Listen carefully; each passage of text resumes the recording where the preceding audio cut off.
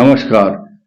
एक बहुत महत्वपूर्ण जानकारी पूरे विश्व पटल पर इस बात की बहुत जोर से चर्चा हो रही है कि मकर राशि में मंगल का प्रवेश 5 फरवरी को हो रहा है। 5 फरवरी को इस मंगल का क्या प्रभाव किस किस राशि पर होगा? 4 राशि विशेष प्रभाव रखती हैं और रोचक राजयोग कहा जाता है इसको। और मेष, कर्क, तुला और मकर चारों राशि प्रभावित होंगी, लेकिन हम एक एक राशि को कवर करेंगे। कारण क्या है कि लोगों की कुछ समझ में नहीं आता कि किस राशि की बात कर रहे हैं। सिर्फ अकेली मकर राशि की बात होगी और मकर राशि पर रोचक राजयोग बनेगा। और रोचक शब्द क्या है? ये आया है पंच महापुरुष योगों में से एक है। और पंच महापुरुष योग क्या है? हंस योग, भद्र योग, मालव्य योग और रोचक योग। ये जो योग हैं, गजकेसरी योग, महालक्ष्मी राजयोग, ये उसमें से एक रोचक राजयोग है। पंच महापुरुषों में से रोचक शब्द का मतलब है रुचि रखने वाला। या तो आप रुचि रखेंगे दूसरों में, या दूसरे लोग आपके अंदर रुचि लेंगे। आपकी पर्सनालिटी इस प्रकार की होगी। एक कहानी आपने सुनी होगी, उत्तानपाद नाम के एक राजा थे, 2 पत्नियां थी। एक का नाम था सुरुचि, एक का नाम था सुनीति। तो सुरुचि की जो रुचि थी वो संसार के अंदर अच्छे अच्छे खान पान, अच्छा रहन सहन। राजाओं के जो पत्नी होती हैं वो नई रुचि रखती हैं, इसलिए वो रोचक जो योग बना है, रुचि का मतलब है इंटरेस्ट लेना उस तरफ ज्यादा। उन दिनों जब रोचक राजयोग बनता है तो अच्छी वस्तुओं में रुचि, और लोग आपके अंदर रुचि लेंगे, आप लोगों के अंदर भी रुचि रखेंगे। या जो ग्रह ज्यादा मजबूत है उस ग्रह की जो महत्ता है, उसका जो बल है, उसके अनुसार आपका अट्रैक्शन, इंटरेक्शन उस तरफ रहेगा। तो ये तो भूमिका हुई अभी तक। अब शुरू करते हैं मकर राशि पर मंगल उच्च राशि में जो आएगा, इस रोचक राजयोग का अर्थ क्या है, क्या साइड इफेक्ट है और क्या लाभ है। मकर राशि पर मंगल उच्च राशि में माना जाता है और वास्तव में ज्योतिष के कुछ ऐसे नियम और कानून और सिद्धांत हैं जिनको समझना और पकड़ना बहुत मुश्किल है। वहीं शनि मंगल की राशि में नीच का होता है, लेकिन उसी का प्रतिफल यह है कि शनि की राशि में मंगल उच्च राशि में माना जाता है, क्योंकि मेष से दशम और कर्क मकर से चतुर्थ शनि का आपसी चतुर्थ और दशम का संबंध रहता है।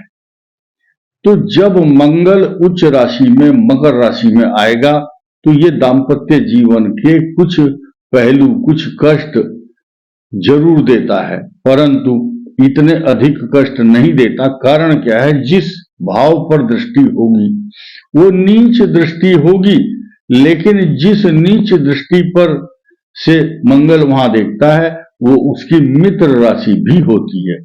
इसी के साथ साथ वो मंगल की दृष्टि चतुर्थ भाव पर भी होगी, जहां पर मेष राशि है और वो मंगल की मूल त्रिकोण राशि है। इसलिए उसके रोचक योग का प्रभाव कई हजार गुना मिलता है, क्योंकि मकर राशि एक अपने आप में इतनी बलिष्ठ मजबूत राशि है, क्योंकि मंगल वहां आने के बाद उसकी ताकत को, मकर राशि की शक्ति को कई हजार गुना बढ़ा देता है। इसी के साथ साथ हम गोचर की अगर बात करें, जहां ये इतना बड़ा योग बन रहा है, उसी के साथ साथ केंद्र भाव में मंगल जिस भाव में बैठा है वहां से चतुर्थ भाव गुरु को देखेगा तो उस स्थान की भी वृद्धि करता है। यो यो भावा स्वामी दृष्टो युतोवा, शास्त्र कहता है जो ग्रह अपने घर को देखता है स्वग्रही दृष्टि से, तो उसको धन धान्य और संपन्नता से परिपूर्ण कर देता है। शनि और मंगल में विशेष योग्यता पाई जाती है इस बात को लेकर के। इसके अतिरिक्त मंगल अष्टम भाव पर भी दृष्टि डालता है। शारीरिक कष्ट, रोग, अशांति, चिंता, परेशानी थोड़ी सी देगा, लेकिन आप एक चीज को देखेंगे, जब मंगल अष्टम दृष्टि डालता है, जिन लोगों की कुंडली में पहले से ही मंगल का साइड इफेक्ट सिंह राशि, कर्क, मकर या तुला में होगा, तो वो मंगल उसको विशेष इफेक्ट देगा। और अभी जो पॉजिटिव चीजें चल रही है मकर राशि के साथ, क्योंकि इनके तृतीय भाव पराक्रम स्थान में राहु है, और वो धन, कुटुंब और वाणी स्थान का जो स्थान है इनका, फाइनेंशियल हाउस, या जहां धन कमा करके जिस कोष में, खजाने में, ट्रेजरी में जमा करते हैं, वो स्थान इस समय सबसे ज्यादा शक्तिशाली है, क्योंकि मकर राशि का स्वामी शनि अपनी मूल त्रिकोण राशि में बैठ करके वहां मजबूत है। तो मकर राशि पर जो रोचक राजयोग है ये बन रहा है कितने दिन? 40 दिन तक।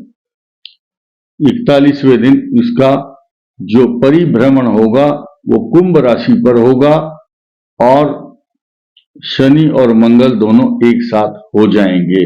मकर राशि पर अभी इसी सप्ताह 9 फरवरी को मौनी अमावस्या के दिन 4 ग्रहों का जो समावेश, पंचायत समझिए या युति, एकाग्र होकर के ये 4 ग्रह नया नया और अच्छा फल प्रदान करने के लिए आ रहे हैं, ये भी प्रसन्नता की बात किसी से छुपी नहीं है। मकर राशि के लिए ये एक नए समीकरण की शुरुआत है, और अगले 30 साल तक शनि की 7.5 का दुष्प्रभाव मकर राशि को झेलने को नहीं मिलेगा। ये एक सकारात्मक बात है। बाकी ग्रह अपना काम करते रहते हैं। नकारात्मक सोच रखना, कोई भी व्यक्ति को इस विषय में सोचना नहीं चाहिए। हर चीज पॉजिटिव होगी ऐसा सोचकर चलेंगे तो आपके लिए उत्तम फल प्रदान करेगा। कारण क्या है? यादृशी भावना तस्य सिद्धिर भवति तादृशी। शास्त्र कहता है मंत्र, ग्रह, गुरु, देवालय और वैद्य, इनमें जैसी श्रद्धा रखोगे वैसा ही आपको फल प्राप्त होता है। आप ये सोचकर चलो कि ये जो ग्रह है मुझे हानि नहीं देगा, मुझे लाभ देगा, इसमें कोई संदेह नहीं है। इस वीडियो में इतना ही। धन्यवाद।